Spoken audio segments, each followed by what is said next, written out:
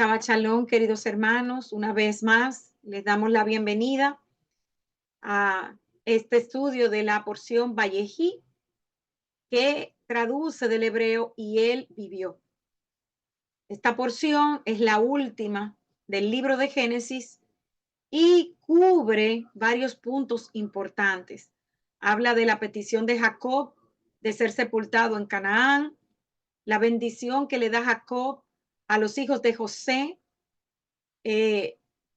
la adopción de Efraín y Manasés, la bendición de Jacob a sus hijos y la muerte y sepultura tanto de Jacob como de José.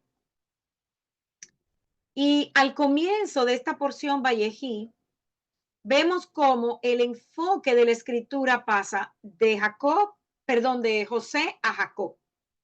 Vemos que aquí se centra una vez más en el patriarca Jacob.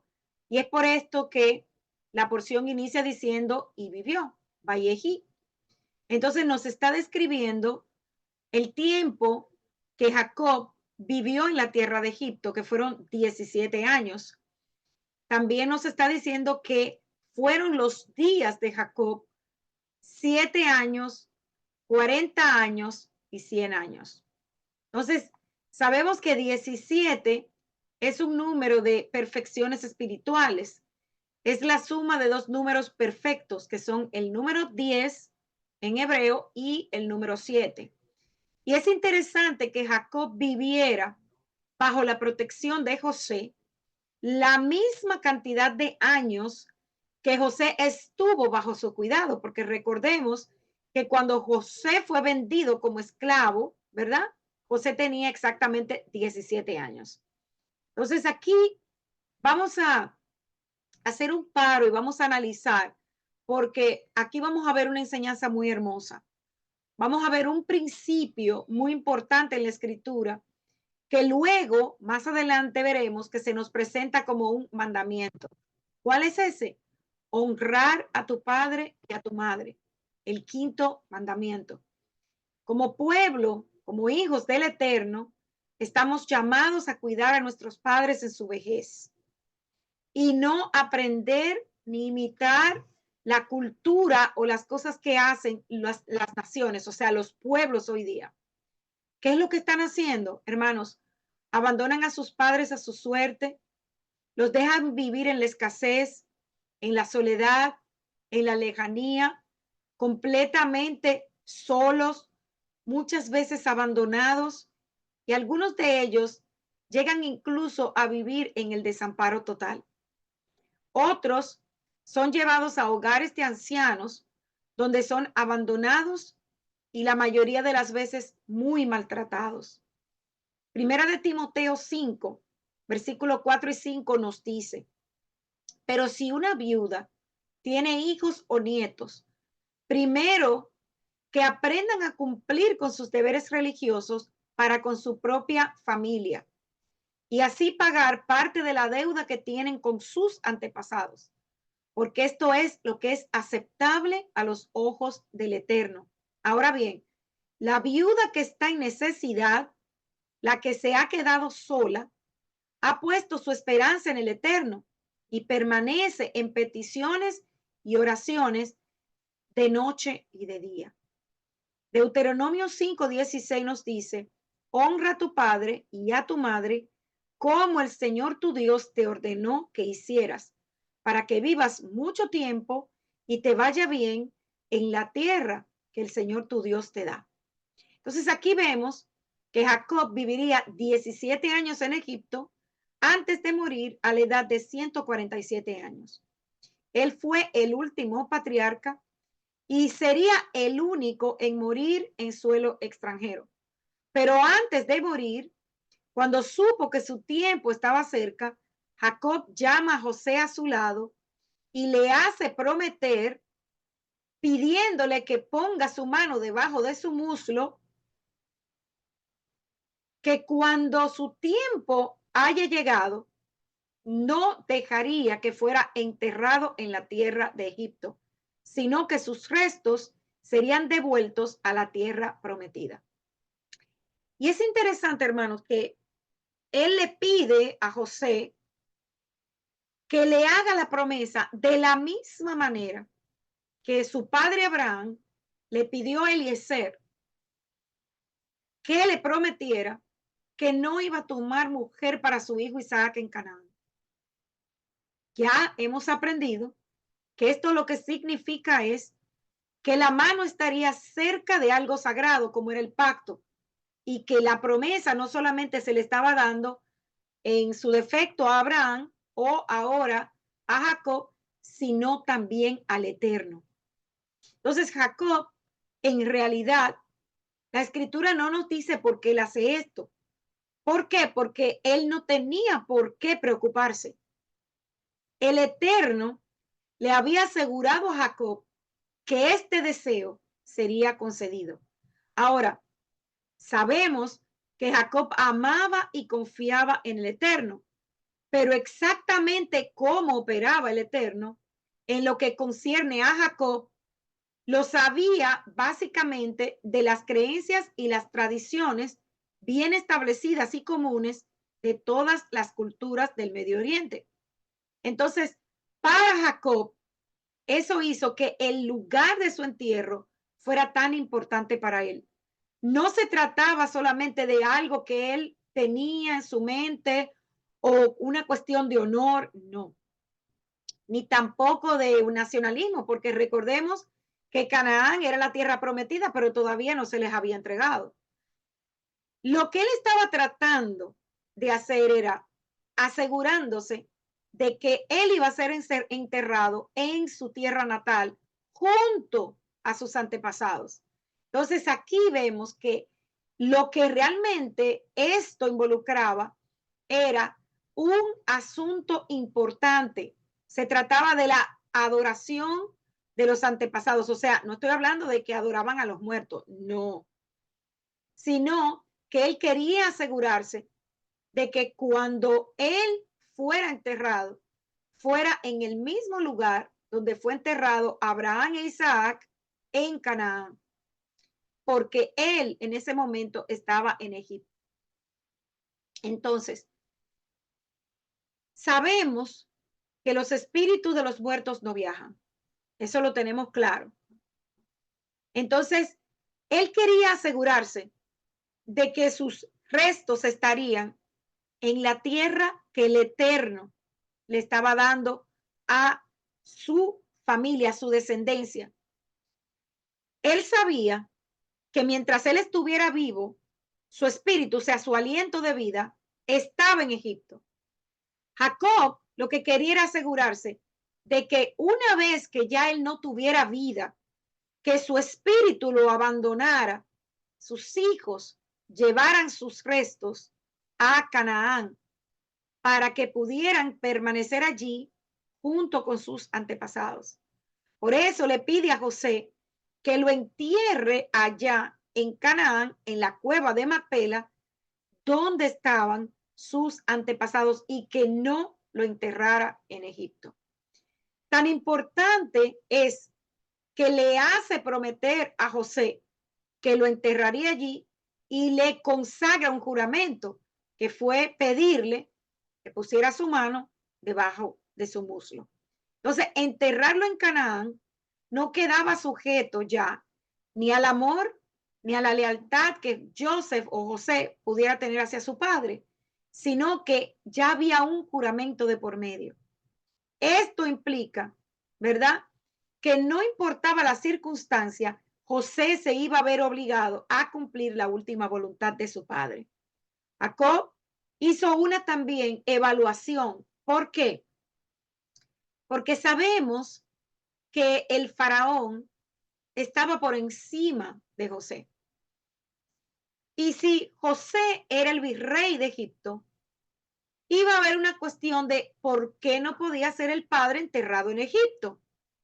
Entonces, Jacob sabía sabiamente que el faraón podría resistirse a que José se llevara, ¿verdad?, los restos y que cumpliera con la petición de su padre.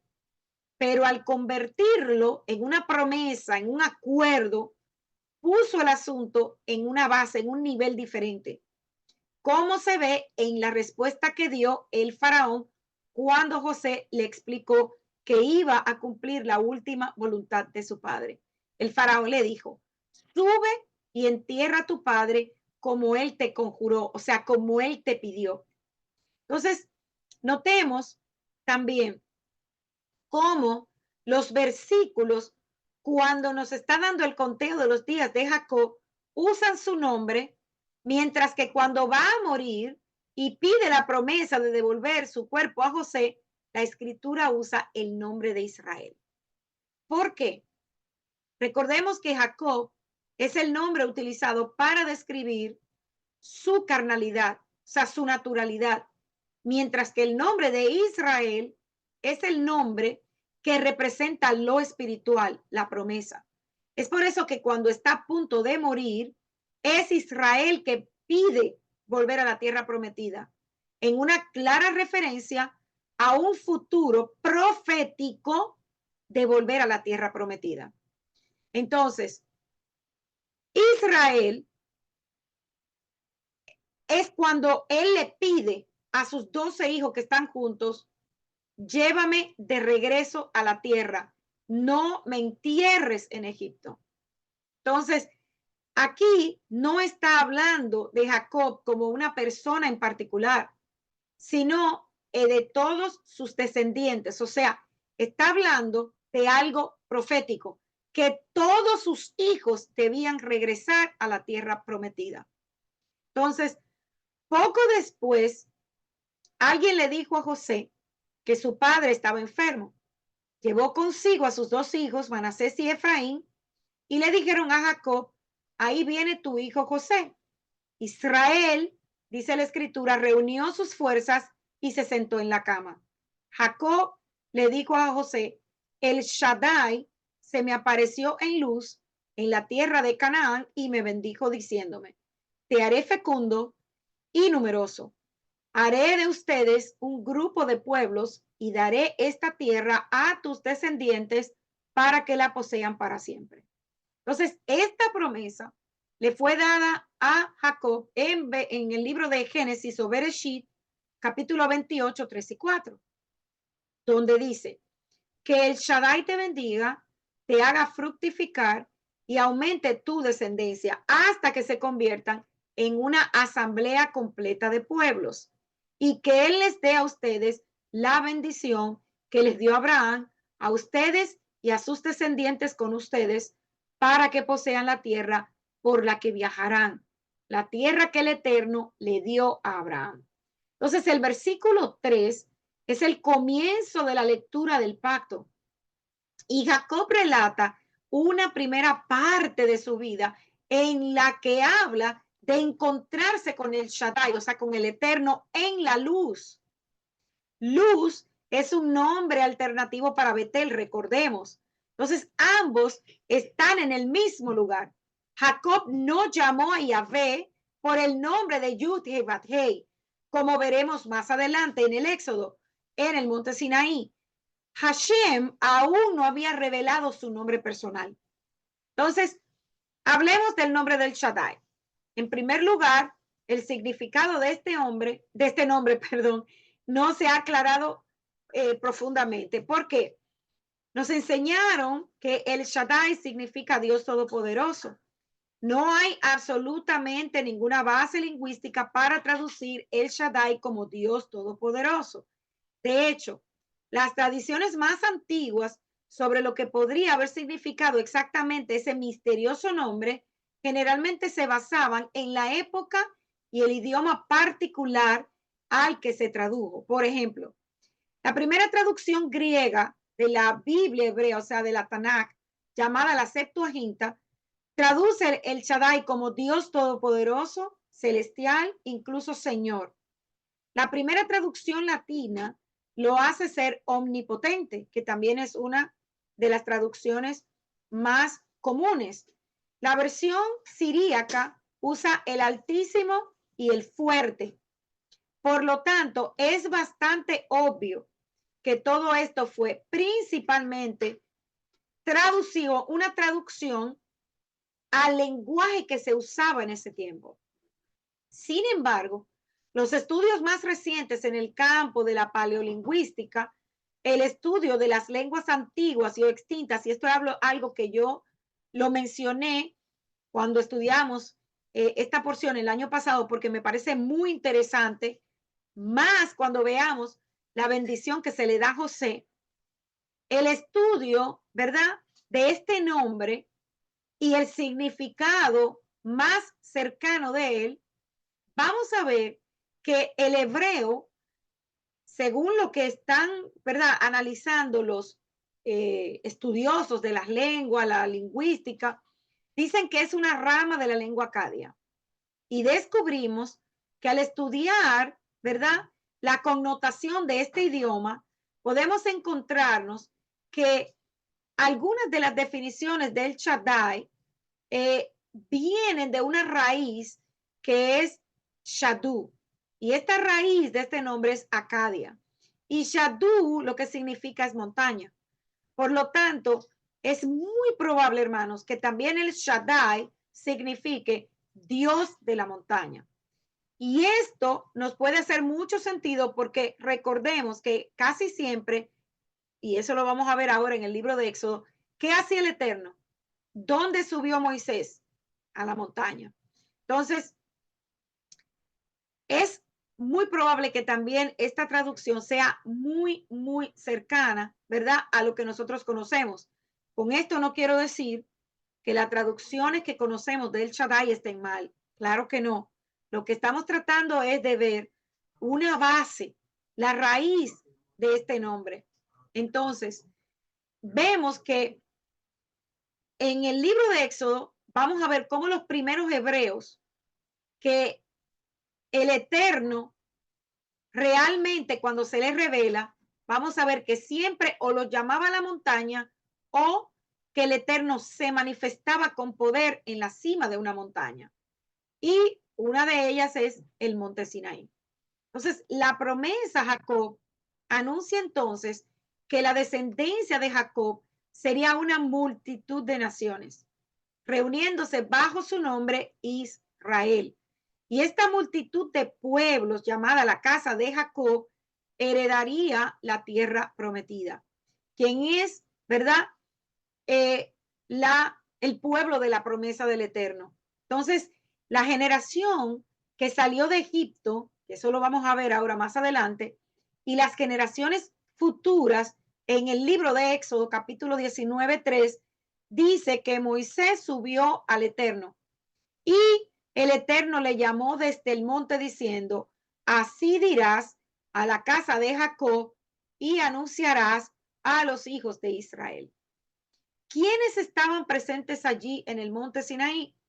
Deuteronomio 29:10 dice, todos ustedes están hoy en la presencia del Eterno, su Dios, los jefes de sus tribus, sus ancianos y sus oficiales, todos los hombres de Israel, sus hijos, sus mujeres y los extranjeros que habitan en medio de su campamento, desde el que corta tu leña hasta el que saca tu agua, para que entres en el pacto de Adonai tu Dios y en su juramento, que Adonai tu Dios se cite hoy mismo, para confirmarlos hoy como su pueblo y para que Él sea para ustedes Dios, en la manera que los he dicho y como juró a sus padres Abraham, Isaac y Jacob. Y no solo contigo hago este pacto y este juramento, pero con los que hoy están aquí con nosotros delante de Adonai su Dios y con los que no están hoy aquí con nosotros. En resumen, allí estaban la casa de Jacob, las 12 tribus de Israel y los extranjeros que habitaban entre ellos. O sea, ahí había una multitud de naciones. Y cuando leemos las escrituras, ¿verdad?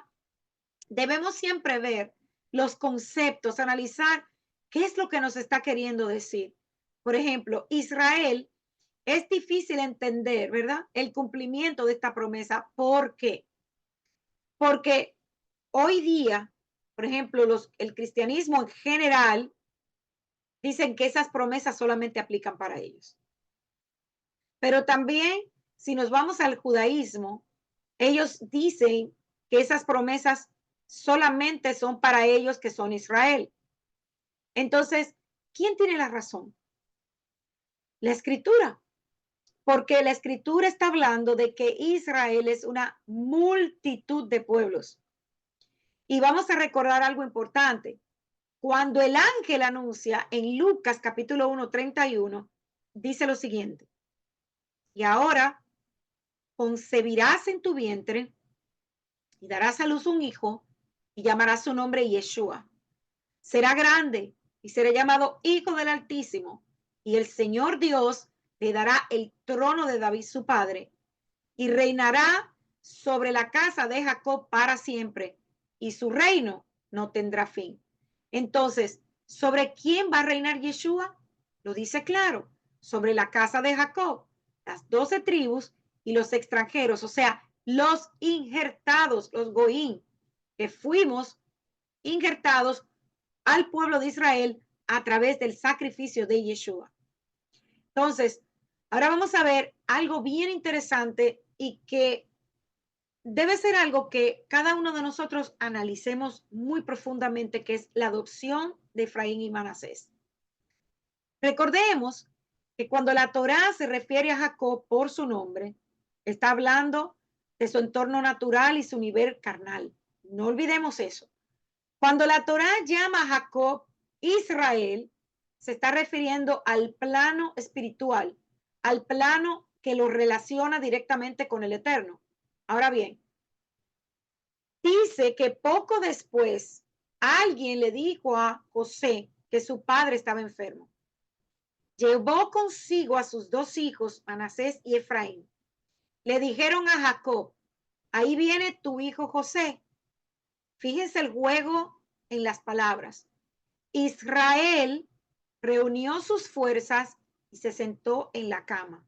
Jacob le dijo a José: el Shaddai se me apareció en luz en la tierra de Canaán y me bendijo, diciéndome: te haré fecundo y numeroso, haré de ustedes un grupo de pueblos y daré esta tierra a tus descendientes para que la posean para siempre.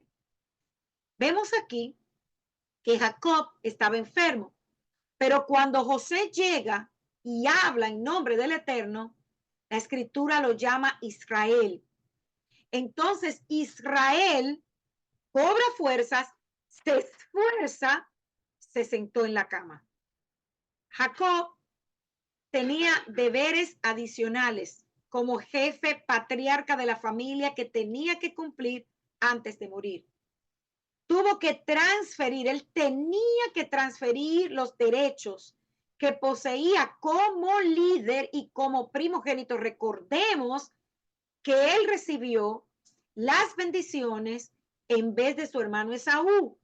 Entonces, ahora, como líder, como patriarca, como primogénito, antes de morir, él tenía que dar continuidad a eso y transferir esa bendición a el hijo que le correspondía. Ahora bien, en porciones anteriores, nosotros aprendimos que los padres daban 2 tipos de bendiciones.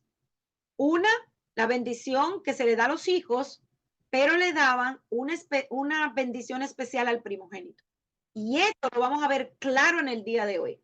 Entonces, los derechos de los primogénitos tenían que ser transferidos al que sería el próximo líder, cabeza de la familia.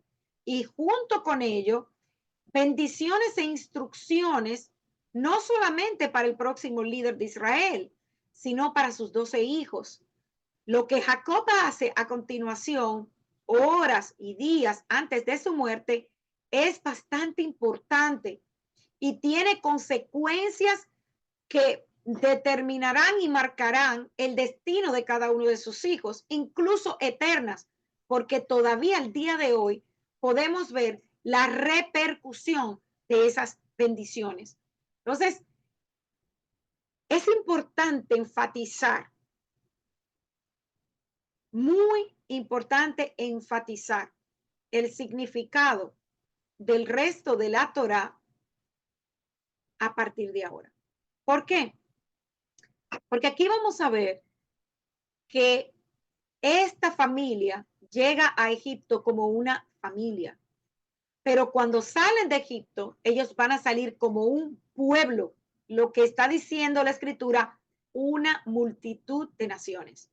Entonces, incluso en el nuevo pacto, todo esto que nosotros estamos analizando y aprendiendo en el día de hoy, nos va a dar un mayor entendimiento de lo que hablaba de Yeshua y sus discípulos. Entonces, Jacob le dice a José, tus dos hijos que te nacieron en la tierra de Egipto antes de que yo viniera a ti son míos. Efraín y Manasés serán tan míos como lo son Rubén y Simeón. Los hijos que nazcan después de ellos serán tuyos, pero la herencia se contará con sus hermanos mayores. Entonces, Jacob adopta como hijos a los hijos de José, nacidos en Egipto, Efraín y Manasés, con los mismos derechos con los que nacieron sus hijos propios, con su esposa Lea, Rubén y Simeón. Ahora, Manasés y Efraín serían una parte integral de la familia de Jacob con su propia sangre, a pesar de tener una madre egipcia. Jacob bendijo el camino de José, su hijo, antes de que él bendijera a sus otros hijos. Y esto aquí, hermanos, también es un punto muy importante para nosotros hoy. En la Torá, si usted se casa, y voy a hablar de la mujer, con un hombre que tiene hijos, usted no es madrastra, esos son sus hijos. Si usted, hombre, se casa con una mujer que tiene hijos, esos son sus hijos.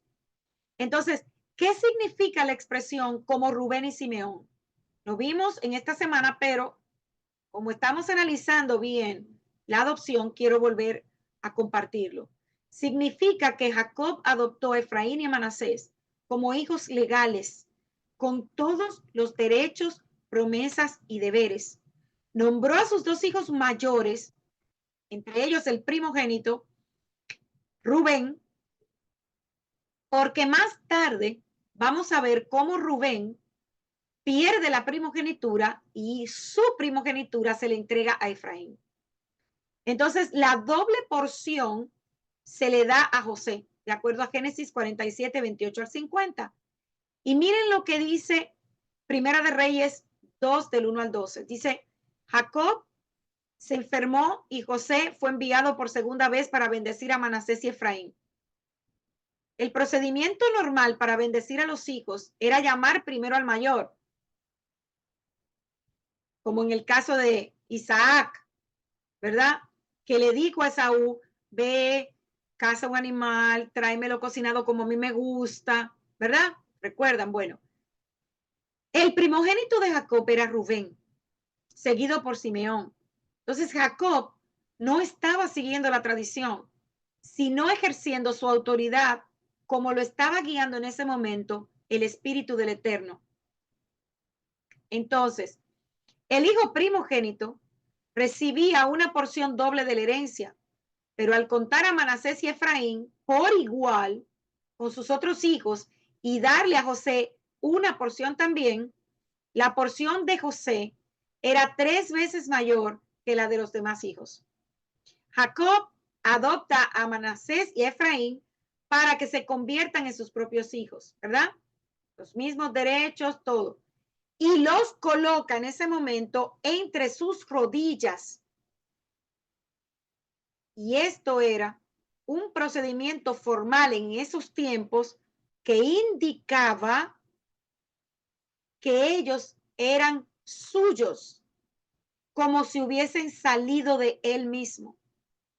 Y aquí vemos cómo entonces, luego de que él hace esta acción, se comienza a hablar de la herencia. Y la arqueología nos ayuda a entender esta costumbre.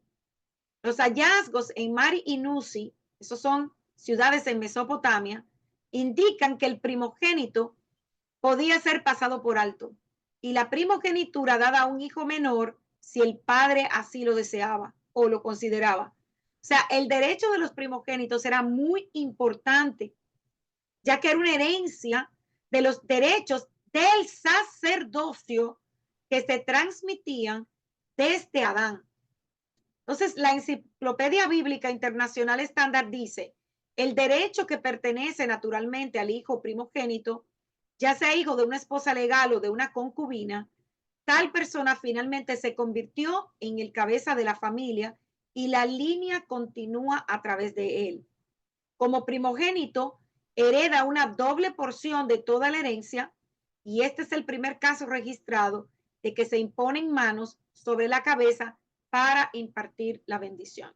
Entonces, la primogenitura de la doble herencia se le entrega a José y a través de él a Efraín, según Primera de Crónicas 5, del 1 al 2. A un primogénito se le daban 4 cosas, hermanos. La doble herencia, que esto se le dio a José, el derecho de llevar el nombre del padre, que fue entregado a Efraín, el sacerdocio se le fue dada a la tribu de Leví más adelante por el Eterno mismo, y el derecho de gobernar, o sea, de dirigir, de ser la cabeza de la familia, se le fue dado a la tribu de Judá.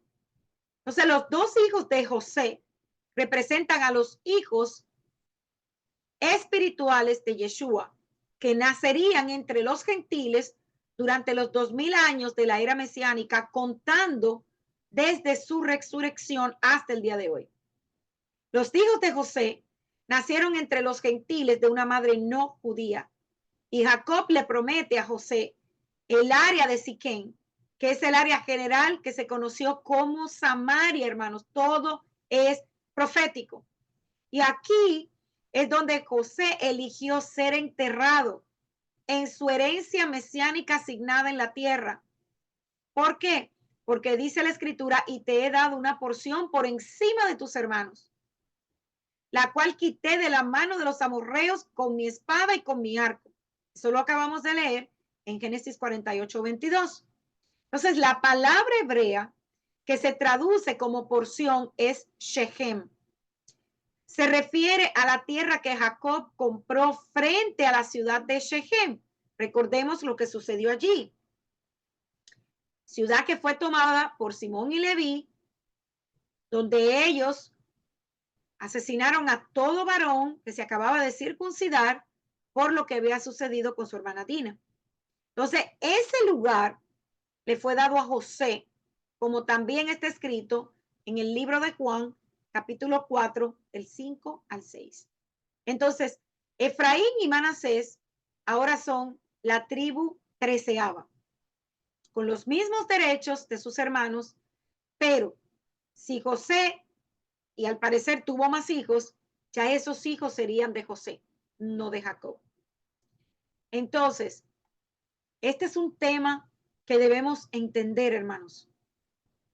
Muchos de nosotros hoy hemos regresado a la casa, a la Torá, ¿verdad? Pero muchos todavía no se sienten parte del pueblo. Hay muchos que todavía les están enseñando que son gentiles, que las promesas son solamente para Judá y para los gentiles, y no es lo que la escritura nos está diciendo. Entendemos y hemos aprendido que Judá es el nombre político de Israel, pero la escritura dice que nosotros, los que habíamos sido en un tiempo lejos, ahora hemos sido hechos cercanos. Nosotros somos parte del pueblo de Israel, injertados, adoptados, si quiero usar esa palabra, con los mismos derechos de los hijos naturales. Hermanos, lo que Jacob hizo con Efraín y Manasés fue injertar estos niños, mitad hebreos, mitad de las naciones, porque eran egipcios, y los injertó en el olivo, en su casa, en el pueblo de Israel. Y es lo mismo que está sucediendo con cada uno de nosotros. Y es lo que Pablo se está refiriendo en su carta a los Gálatas. Entonces, dice así: en cuanto a mí, cuando volví de Padán, Raquel murió de repente mientras íbamos por la tierra de Canaán. Cuando aún estábamos lejos de Efrata, así que la enterré allí en el camino Efrata, también conocido como Betlehem o Belén. Entonces, Israel se fijó en los hijos de José y preguntó: ¿de quién son estos? Recordemos que él estaba perdiendo la visión. José respondió a su padre: son mis hijos, a quienes Dios me ha dado aquí. Jacob respondió: quiero que me los traigas aquí para que yo los bendiga. Entonces, Jacob ya estaba casi ciego, como le sucedió a su padre. ¿Cómo entonces fue que él los vio? Porque la escritura lo dice. Entonces, de esto podemos entender que él los vio a través de su visión profética, de una visión que el Eterno le permite tener en ese tiempo de los hijos de Joseph, pero de lo que vendría en el futuro. Las profecías dadas a Efraín son asombrosas y son exactas a la luz de la historia del mundo. Y eso lo vamos a ver a partir de los próximos siguientes capítulos de la Biblia. Entonces, lo que queremos destacar, ¿verdad?, de este versículo es la pregunta: ¿quiénes somos? Porque el profeta Isaías confirma que la respuesta a esta pregunta aún está pendiente de verse cumplida. Isaías 49, 18 al 22 dice: alza tus ojos y mira a tu alrededor. Todos saben que se reúnen y vienen a ti. El Eterno jura: vivo yo, que las usarás todas como joyas. Te adornarás con ellas como una novia, porque tus lugares desolados y ruinas y tu tierra devastada serán muy estrechos para los que la habitan. Tus devoradores se irán lejos. Llegará el día en que los niños nacidos, cuando tú estabas de luto, te dirán: este lugar es demasiado estrecho para mí. Dame espacio para que pueda vivir. Entonces te preguntarás en tu corazón: ¿quién me engendró esto para mí? He estado de luto sola por mis hijos, como un exiliado, vagando de aquí para allá. ¿Quién los ha plantado? Me quedé solo. ¿De dónde salieron estos? Entonces, así dice el Eterno: haré señales a las naciones que levanten mi bandera en las islas. Llevarán a sus hijos sobre su pecho y llevarán a tus hijas sobre sus hombros. Y según el rabino Bar Shalom, hay una relación muy estrecha entre Isaías 49, 21 y lo que estamos viendo en Génesis 48, 8. De acuerdo con la segunda regla, ¿verdad?, de interpretación del Pardés, que será Shabbat, o sea que también que esto es una manera en la que no es el Pardés, pero como se interpreta la escritura. Esto lo que quiere decir es cuando se busca la semejanza de expresiones en los textos, podemos ver la relación. En los últimos tiempos, Israel va a hacer la misma pregunta: ¿quiénes son estos y de dónde han venido? Recordemos algo muy importante. Apocalipsis habla de una multitud tan grande que no se puede contar. Todas las naciones de la tierra vendrán como un pueblo para unirse al pueblo del Eterno. Estas personas son los hijos de Ben Yosef, los discípulos de Yeshua. La palabra hijo también significa seguidor o discípulo. De acuerdo a Juan 21:5, dice: en los últimos tiempos, Yeshua se va acercando a Israel con sus hijos que han nacido de nuevo entre los gentiles. Vendrá de todas las naciones, tribus, pueblos y lenguas para unirse plenamente con el pueblo de Israel. La nación de Israel hará la misma pregunta: ¿quiénes son estos y de dónde han salido? no puedes creer lo que ven tus ojos. ¿Cuántos hijos de Israel de entre los gentiles? Escrito está aquí en Isaías 49, 5, 6. Pero ahora Adonai dice, él me formó en el vientre materno para ser su siervo, para traer a Jacob de regreso a él y hacer que Israel se encuentre con él. Así será reunido y glorificado ante el Eterno, y mi Elohim será mi fuerza. Él ha dicho, es grande que seas mi siervo para establecer las tribus de Jacob y recuperar la dispersión de Israel. Te he dado por pacto un pueblo y también te haré luz para las naciones, para que mi salvación, mi Yeshua, se extienda hasta los confines de la tierra. Entonces, según este texto, la misión del Mesías es de cumplimiento esencial. Restaura las 12 tribus de Israel, las trae a su propia tierra, recogiendo todo lo que se ha esparcido entre las naciones, asimilado, hermanos, hasta el punto de que no se puede saber de dónde viene, ya que este es el fundamento de nuestro regreso, hermanos. La comprensión de las dos casas, Judá y Efraín. Yeshua dice, como está escrito en Mateo 15, 24, y esto es un versículo que marca mi vida, porque lo que me hizo a mí llegar a la Torah fue este versículo, cuando Yeshua dice, solo he venido, solo he sido enviado a las ovejas perdidas de la casa de Israel. Entonces, esto también nos trae entendimiento de algo. ¿Por qué la tribu de Efraín no es nombrada entre las 12 tribus en el libro de Apocalipsis? ¿Por qué? Porque como acabamos de ver, esa gran multitud que no se puede contar es Efraín. Entonces, esta es una de las porciones más proféticas. En ella podemos entender nuestra identidad como parte del pueblo de Israel y quiénes somos. Y es hermoso, hermano, saber que no somos cualquier cosa, porque ya sea que usted, quizá por su familia, descienda de Judá, usted es hijo natural. Pero si desciende de Efraín, también es importante, porque también Efraín es primogénito. Entonces, el Eterno nos ve como su primogénito. De la misma manera que Yeshua, nuestro Mesías, manifiesta su paternidad sobre nosotros en el libro de Juan 17:6. Miren lo que dice. Di a conocer tu nombre a las personas que me diste del mundo.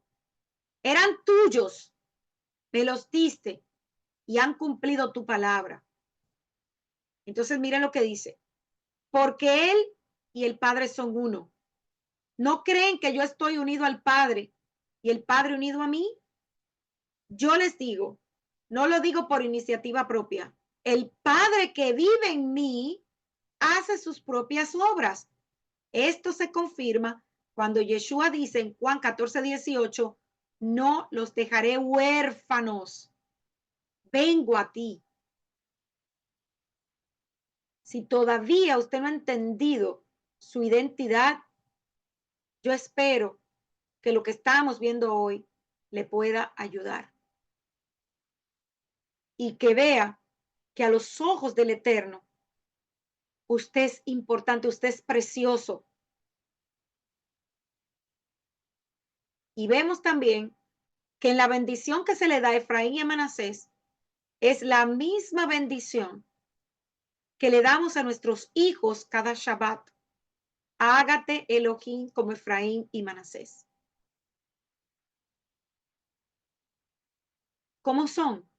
Fructíferos, que a pesar que están en las naciones, no se asimilan en las naciones. Después del regreso, claro está, porque esparcidos y diseminados estamos. Pero cuando regresamos, nuestro corazón le sirve al Eterno. Vamos ahora a ver, en la bendición de Judá se habla de Shiloh. Y dentro de las palabras que Jacob le entrega a sus hijos, sabemos que no solamente son bendiciones, sino que él está hablando y marcando proféticamente el destino de cada uno de sus hijos. Es por eso que sus palabras son de suma importancia, porque revelan aspectos que habrían de acontecer a las tribus de sus hijos, pero también características de cada uno de ellos. Y hay un midrash que dice lo siguiente: a dos hombres se les reveló el fin, es decir, a Jacob en Bereshit 49:1, para decirte lo que te acaecerá en los últimos días, y a Daniel, y en el tiempo será librado tu pueblo, pero tú, Daniel, sella las palabras. Y en esta ocasión vamos a hablar sobre la profecía que se le da a Judá, tribu de quien llegaría a ser el cetro de Israel y quien daría los reyes a Israel, iniciando con el hombre conforme al corazón del Eterno, que es David. En esta parashá, Jacob usa un título muy interesante, muy curioso para algunos, y que ha producido muchas interpretaciones sobre su significado, y es Shiloh, el título mesiánico por excelencia en la Torá. Entonces, en la Torá, Jacob le dice a Judá: no será quitado el cetro de Judá, ni el legislador de entre sus pies, hasta que venga Shiloh, y a él se congregarán los pueblos. Génesis 49:10. ¿A qué se está refiriendo este título, hermanos? ¿Qué es lo que significa Shiloh? ¿Cuál es la importancia de este pasaje de la Torá para nosotros, los creyentes en Yeshua?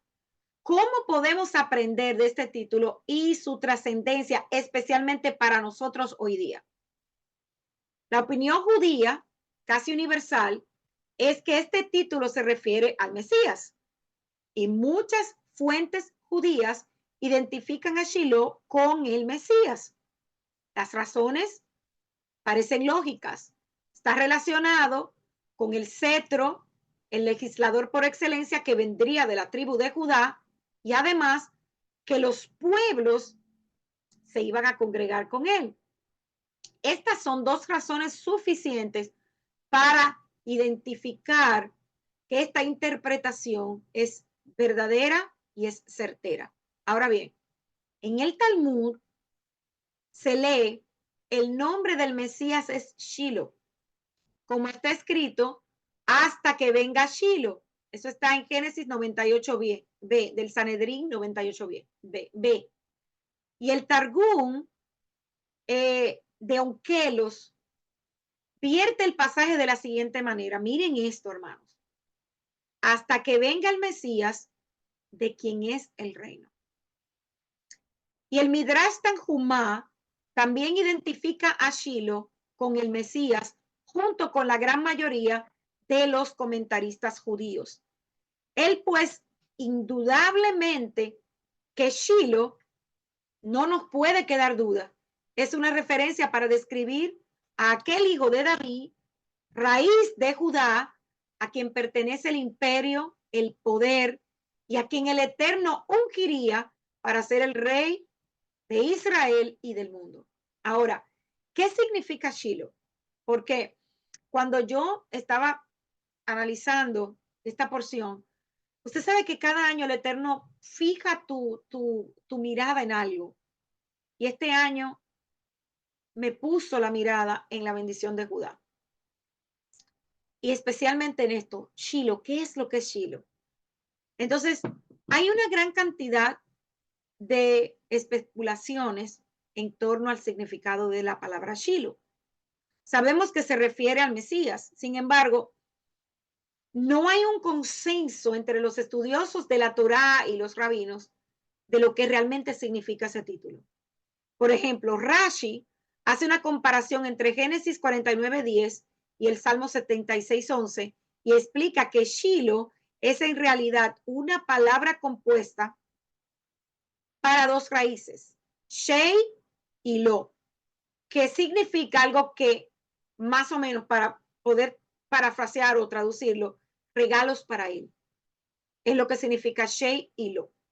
Entonces, esto es una referencia a los regalos que las naciones traerán al Mesías, como está escrito: los reyes de Tarsis y de las costas traerán presentes Los reyes de Saba y de Seba ofrecerán dones.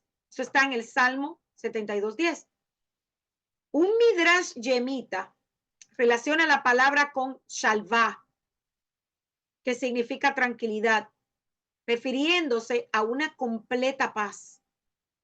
Completa paz que habrá en el milenio mesiánico, donde Israel gozará de reposo y las naciones andarán a la luz del Eterno, tal como se nos dice: morará el lobo con el cordero y el leopardo con el cabrito se acostará.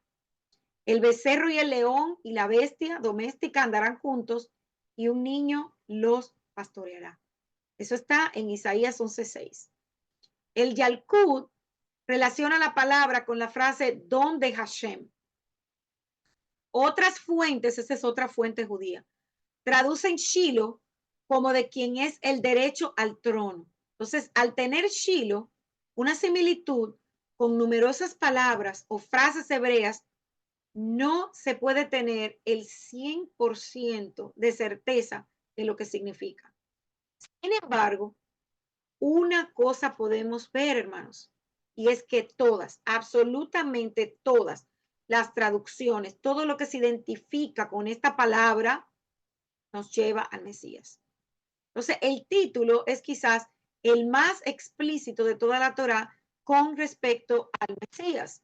Su relación con esta profecía mesiánica, porque es mesiánica, dada a Judá y al cetro, hacen de Shiloh una referencia exacta sobre la esperanza del futuro rey de Israel, que gobernaría Israel y haría que las naciones se congreguen a él y por él. Entonces, ¿qué importancia es que tiene Shiloh para nosotros? Porque esta profecía nosotros debemos prestarle atención. Podríamos hablar de varias cosas con el tema de Shiloh.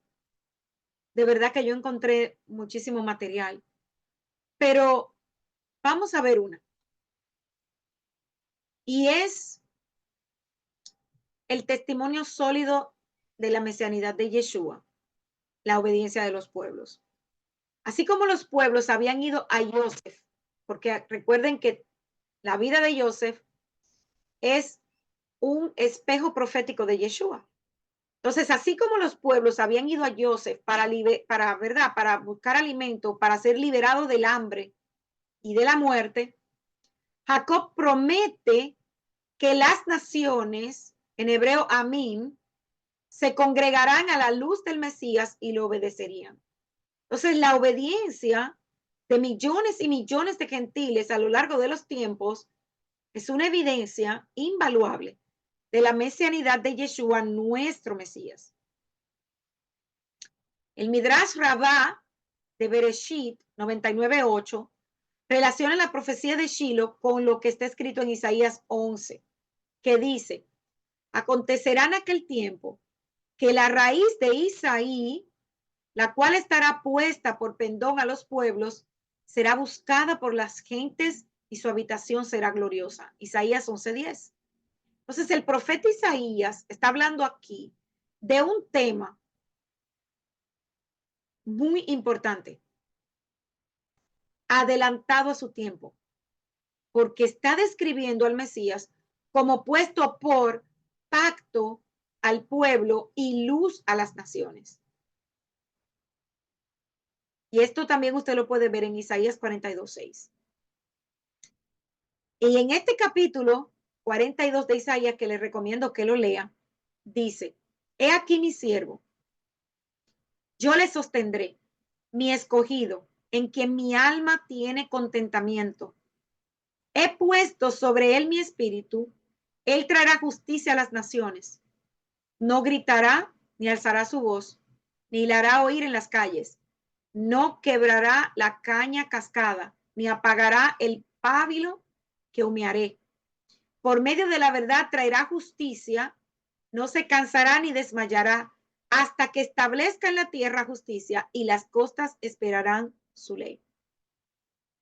Ustedes están viendo estas palabras de Isaías 42. Ustedes recuerdan que dijo la voz las dos veces que se escuchó desde el cielo, primero cuando Yeshua se estaba bautizando: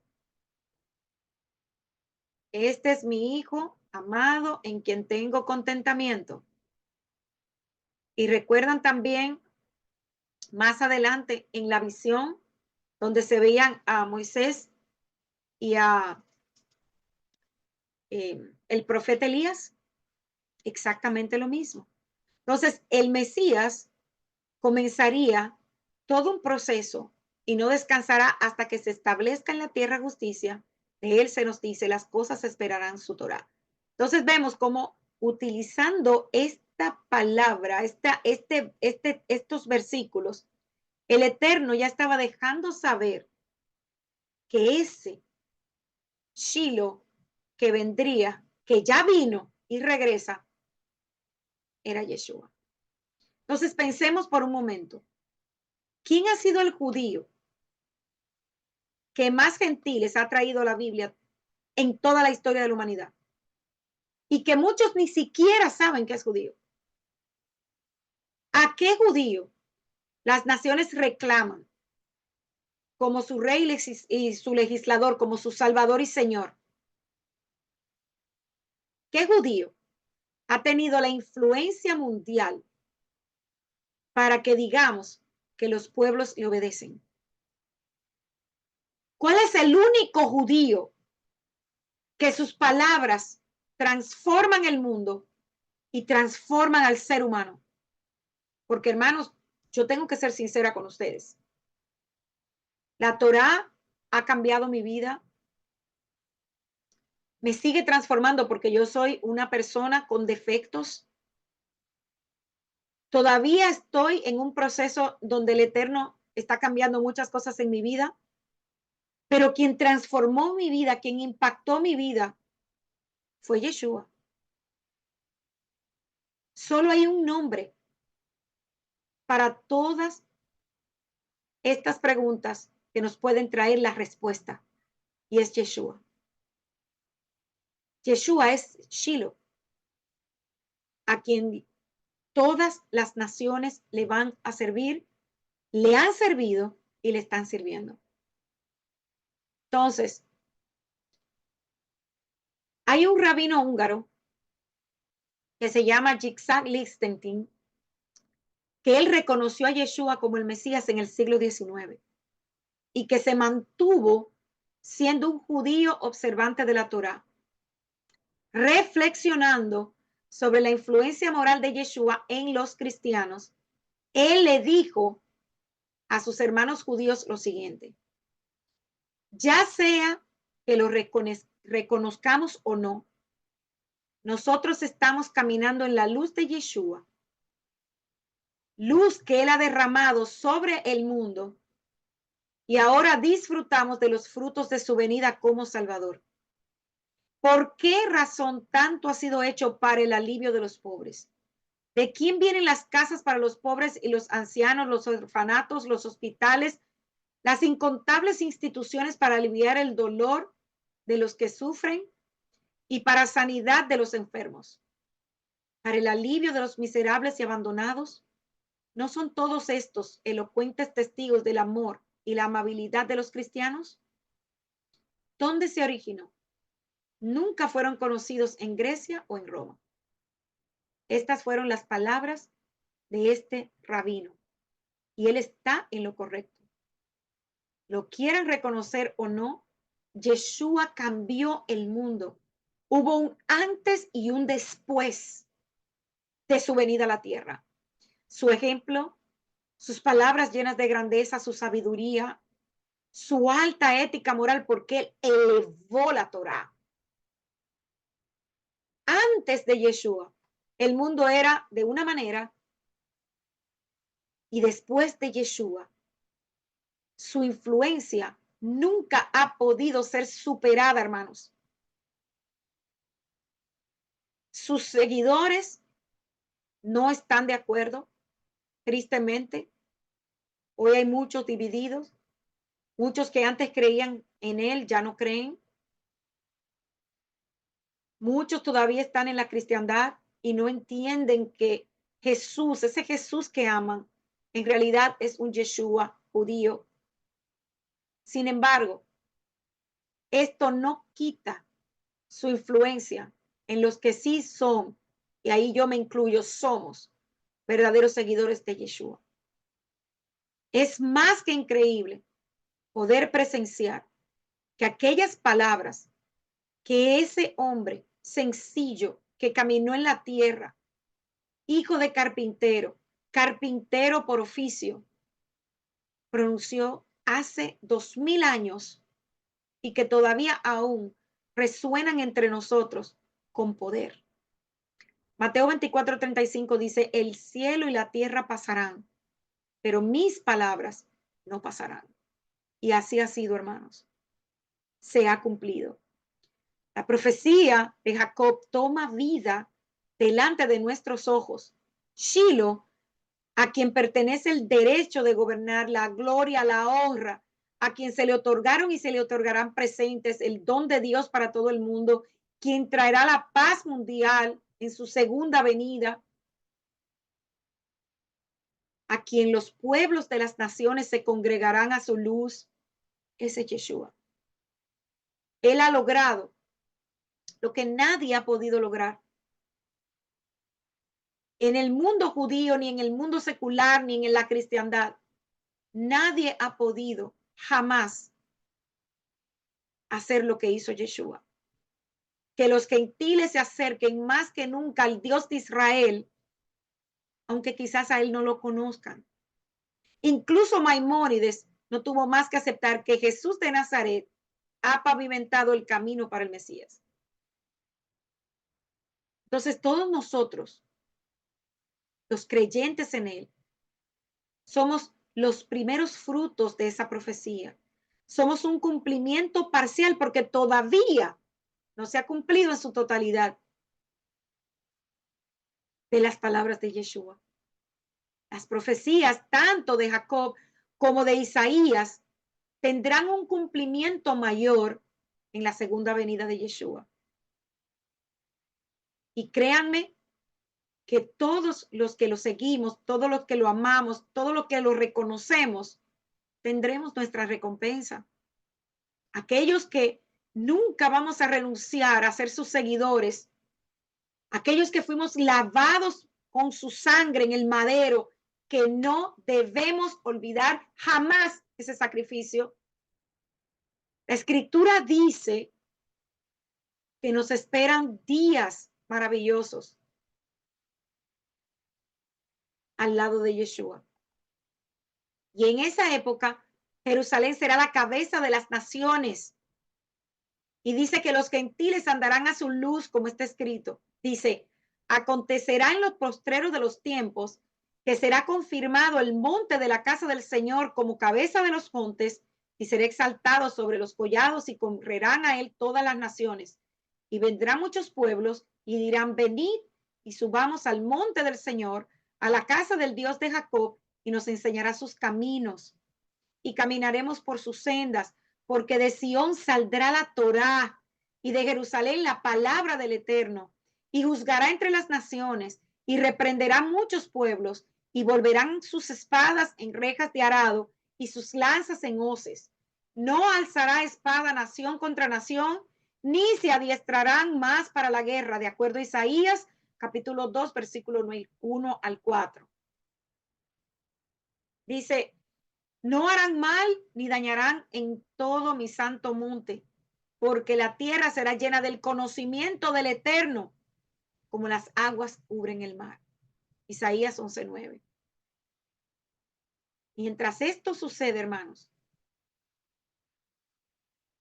nuestro propósito, nuestra misión es proclamar arrepentimiento y perdón de pecados en el nombre de Yeshua.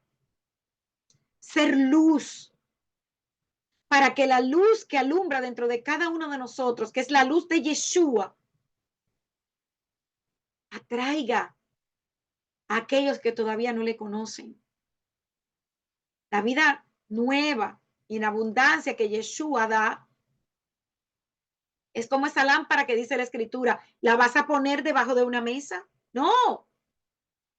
Esa lámpara con esa luz se pone en alto para que todo el mundo la pueda ver.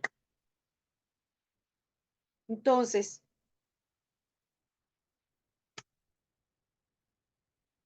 voy a terminar con un ensayo de Josh McDowell. Miren esto qué hermoso. Él escribió con relación a Yeshua. Dice, hace más de 2000, perdón, comienzo de nuevo. Hace más de 1900 años nació un hombre contrariamente a las leyes de la vida. Este hombre vivió en la pobreza y fue criado en la oscuridad. No hizo grandes viajes. Solamente en una ocasión cruzó el límite del país en el cual vivía, y eso fue durante su exilio en la niñez. No poseía riquezas ni influencias. Sus parientes eran gente común y no tuvo preparación ni educación formal. Durante la infancia provocó pánico a un rey. En la niñez dejó asombrado a los doctores de la Torá. En su edad adulta rigió el curso de la naturaleza, caminó sobre las aguas como sobre el pavimento y aquietó el embravecido mar. Sanó a las multitudes sin medicina y no cobró por sus servicios. Nunca escribió un libro y sin embargo todas las librerías del país, de todos los países del mundo, no podrían dar cabida a los libros que se han escrito respecto a él. Nunca escribió una canción y sin embargo, él ha provisto tema para más canciones que todos los escritos de canciones juntos. Nunca fundó un colegio, pero todas las escuelas reunidas no pueden jactarse de tener tantos estudiantes. Nunca dirigió un ejército, ni enroló un soldado, ni disparó un fusil. Sin embargo, ningún líder ha tenido más voluntarios que bajo sus órdenes hayan hecho que más rebeldes amontonen sus armas y se rindan sin disparar un tiro. Nunca practicó la psiquiatría. Sin embargo, ha sanado más corazones quebrantados que todos los doctores de cerca y de lejos. Los nombres de los orgullosos estadistas del pasado en Grecia y en Roma han venido y se han ido. Los nombres de los científicos, filósofos y teólogos del pasado han venido y se han ido. Pero el nombre de este hombre crece cada vez más. Aun cuando el tiempo ha derramado 1900 años entre la gente de esta generación y la escena de su crucifixión, sin embargo, él todavía vive. Herodes no pudo destruirlo y la tumba no pudo retenerlo. Yeshua es, sin lugar a dudas, la más grande influencia, hermanos, moral, ética y espiritual que ha pisado este mundo. Y yo le doy gracias al Eterno todos los días de mi vida por haberme permitido conocerlo. Shabbat Shalom, hermanos. Como estamos terminando esta porción, decimos Hasak, Hasak, Benik Hasek. Sé fuerte, sé valiente y seamos fortalecidos. Shabbat Shalom. Espero que esta reflexión del día de hoy haya sido de mucha bendición, como lo fue también para mí. Shalom.